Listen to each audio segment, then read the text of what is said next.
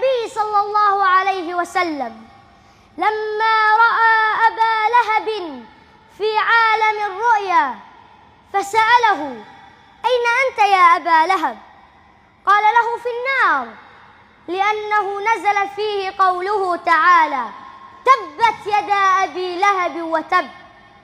إلا أن العذاب يخفف عني في كل يوم اثنين، لأنني اعتقت جاريتي فرحا بميلاد محمد بن عبد الله.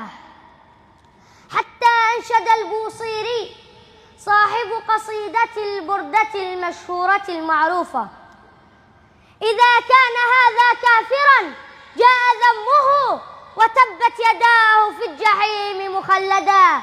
أتى أنه في يوم الاثنين دائما يخفف عنه للسرور بأحمدا.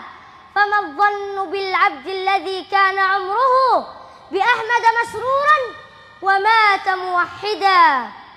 فبالله عليكم، إذا كان الله يخفف عن أبي لهب العذاب في كل يوم اثنين بفضل فرحه بميلاد محمد بن عبد الله، فكيف بمؤمن موحد متبع لسنته؟